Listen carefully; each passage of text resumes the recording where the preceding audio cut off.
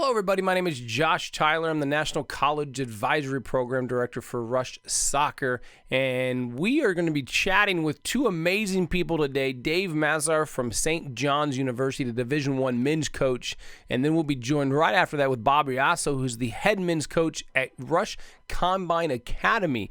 We are talking about the Division I dead period extended till April 15th, and what does that mean for you? Today's episode is brought to you by our friends at Magoosh.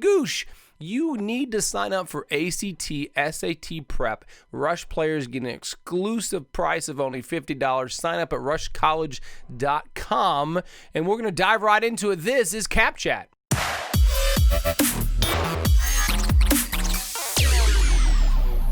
And I know that the Combine Academy provides an opportunity for kids to come in and maybe do a grad year or a post-grad year, and that's going to become a more and more of an opportunity for kids, just because it gives them another year of development, another year of good coaching, another year of an opportunity to physically and mentally get better, as well as academically, hopefully get better, and then try to maneuver themselves in the next year. So, all right. Those are all the options that are out there. And you brought up Combine Academy, and so we have Bob Reasso, the executive director, head coach, legend NCAA. On this, I've had the privilege of chatting with Bob numerous times, and so yeah, we dive into part two, Bob, with Combine Academy in North Carolina, the Rush Combine Academy, and right now is, if we look at senior boys, and correct me if I'm wrong here, but the likelihood, if you're a senior boy right now, the likelihood of getting a scholarship you want or playing Division I soccer has drastically decreased because NCAA has extended the eligibility, the one more year of eligibility. So is that an accurate statement, you think? Well, Davey, I'll take that. By the way, you said I was a legend. I appreciate that. Davey Masur was an All-American for me and made me look like a good coach for a while. And I was a great coach in his own right. So that's players make coaches, brother. Look, I think that Davey hit the nail on the head. I think it's very difficult for the graduating seniors right now. First of all, Division I breaks a lot earlier, so a lot of people put their 2021 class to bed last year and are already starting to work on 2022. But there's a lot of players that are Division I caliber players that may not get an opportunity right now, because if you talk to Davey's, has to honor their scholarship. They have to get an extra year if they want it. They don't know if they're going to graduate. They don't know if they're leaving. They don't even know if they have a roster spot open. So it kind of puts those seniors right now in a very, very tough position. And as Davey said a moment ago, for them to get the opportunity to, one, work on their SATs, you can increase your grade point average a bit, not a great deal, but you can work on your SATs. And then also, in essence, because we play year round, so you'll go through a preseason college camp to start out with, then you'll play like what would be a collegiate season. Then in January, we're going to go to another preseason college camp and then have another season. So they would be getting a player from us that was really more like a sophomore entering than a freshman. And you won't lose a year of eligibility for NCAA, right? That's correct. You're allowed a gap year, and that's what we are, a gap year. And so Dave, I'm sure you guys have you kind of got a grasp of what happens at Combine Academy. How closely does what Bob is doing with their schedule mimic your schedule? I mean, it's. Well, I think I've talked to Coach briefly, and I think they've played almost 24 games, right, during the fall period. 30, right? Hey, get it right. 30 games. Get it right. That's a lot. That's a lot of games, Bob. That's a lot more than we would do in a normal college season. So it really gives the kids an opportunity to play. And one of the things, as college is trying to get the dual season and have us play an elongated season over 2 semesters, would allow for a little bit more opportunity with class and all that. So certainly, I think their ability to have more games and more opportunities is certainly greater than ours.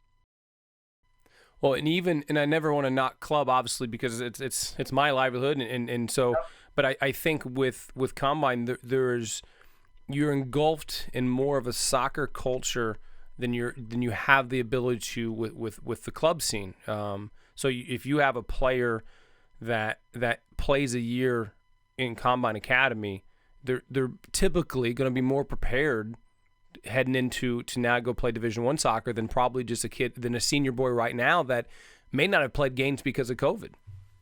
Yeah, I mean, there's first Coach Reasso does an unbelievable job. He's been a great coach for a number of years and had a national championship team at Division II level and took a team to 3 Final Fours. Am I correct, Coach, or 4? 3? And Division I, 3 Final Fours. Yeah. Well, Division II was undefeated, if I remember correctly, as well. Yeah. Best players that have ever played for our U.S. national team, and Peter Vermees and Alexi Lawless. So he has a great history as a coach, and really can help kids get better. And sometimes the more experienced you are, the better coach you become. And so I think Coach is living proof to that.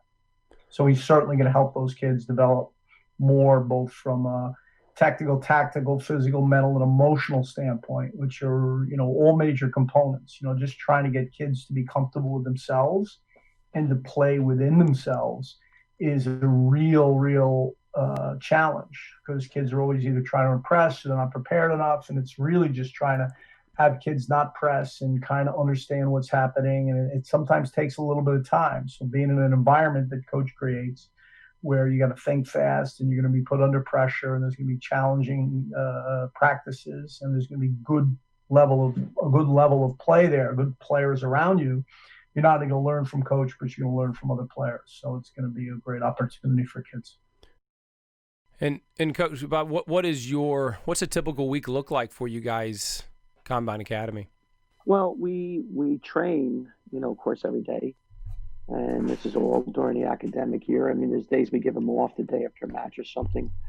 But we also take them out, and we have our trainings in the afternoon. We take them out in the morning for more specialized sessions, whether it be, working the attacking third or defending or finishing, whatever the case may be. We also have a tremendous sports performance guy who is Portuguese, so you don't have to train him how to train a footballer. He knows how to train a footballer.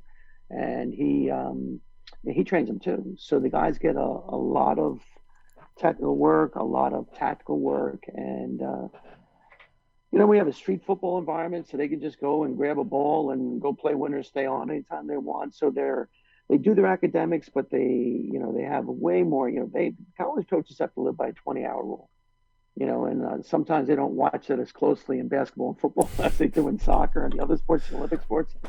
But it's, we spend a heck of a lot more than 20 hours a week preparing our players to play and competing. So that's a big advantage for them. So. Yeah. And so they're all living on campus. And especially right now, that is more important because you're in a bubble, but they're all living on campus with dorms. You have amazing facilities. You have a weight training facility. You have an indoor facility. You have everything they need right there on campus in North Carolina. Correct? Yeah, they're quarantined right now, and we've gotten them off campus a few times in safe environments. Like we've gone to an outdoor premium outlet so they can walk around outside. We picked a night that wasn't that busy. They of course have to wear masks and stuff. But we've been very careful with them. And, as Davey said before, knocking on wood and knocking on your head, we've had no COVID cases. And yet we've played 30 matches. And the other thing in the experience, which is unbelievable for them, is because the club kids, as you alluded to before, they play in their own age group. And that's, not always the best way to become a better player. I know when Davey was growing up, Davey played against men regularly, and especially in the off season when he was a collegiate player. And our guys our top guys are in the UPSL league right now, the biggest amateur league in the country. We're actually in first place in our conference, and they're playing every week against 22 to 28-year-old men. The game's faster, tougher, more intense. And, over the course of the semester, we've seen dramatic growth in our players by being in that kind of environment week in and week out and training to prepare for that kind of environment.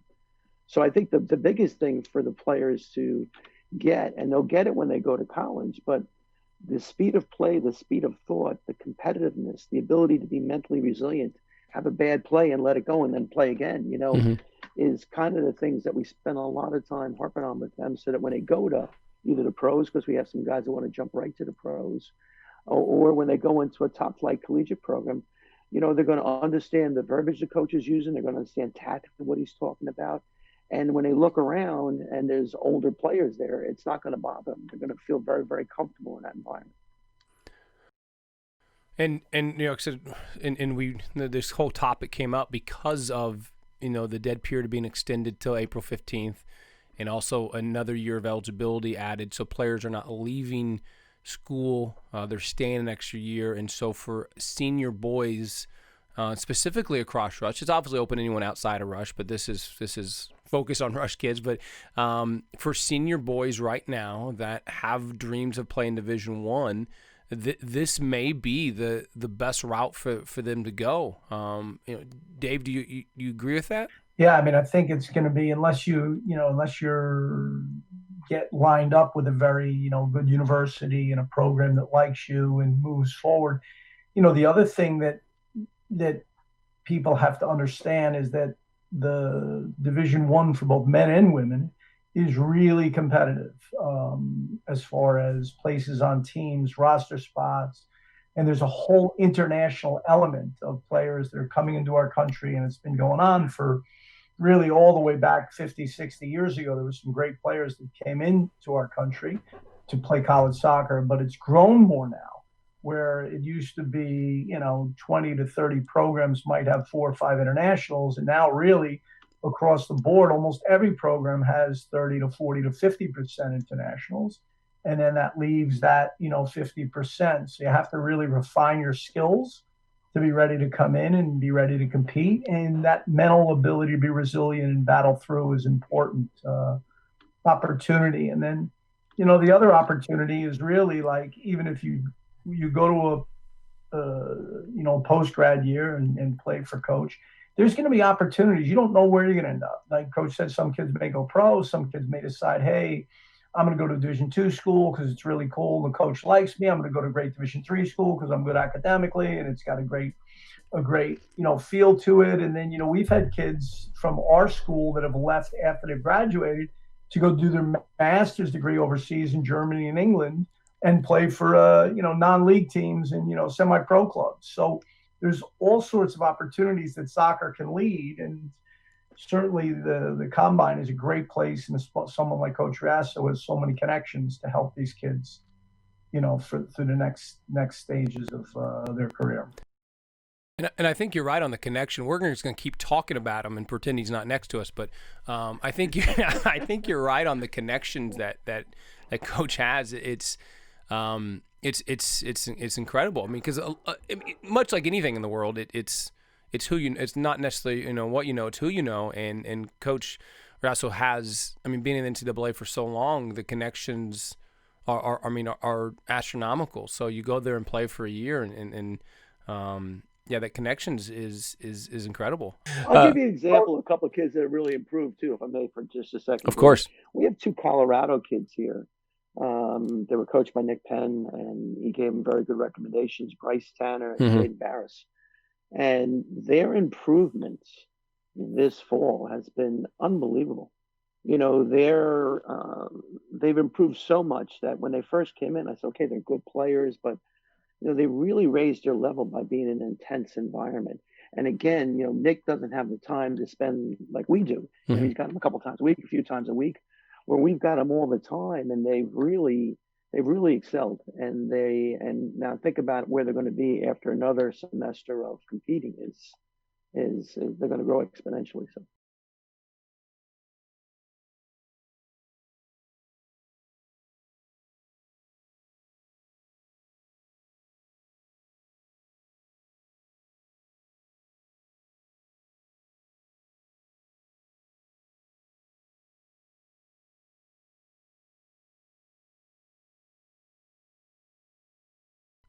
Yes, and the good part about it is we all train together every day. So the high school kids are mixing with the best players. So we subset them sometimes, but I don't think that I train everybody and I have 4 great assistants, all been great players. But I don't think you can come to Combine and say that you're going to work with Coach Reasso and not see him every day. So we basically train all together every day, and a lot of the players that are younger have grown dramatically too, because they're playing again against older kids every day in practice, which is, a tremendous solution to becoming a better player. Yeah. Well, guys, I appreciate both you guys taking the time to chat. Really, really do. There's obviously a ton of uncertainty happening, and in any advice and any advice we can give to help our players is always welcome. So we like to provide as many solutions and opportunities for players as we can. So.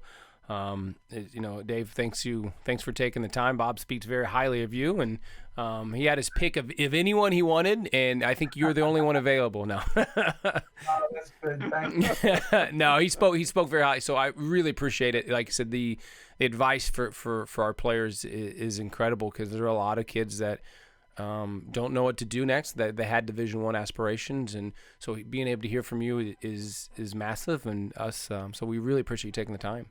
Yeah, no, I would probably add one other thing is to just keep playing, and keep going forward. As soccer is, it evolves for you, and it evolves for everyone. And some it evolves where they go to these, unbelievable universities and we're playing for national championships. It evolves for others where maybe they're playing on a club team in a real great school and they're having a great experience. Or some are going to Division III, or some may go to junior college.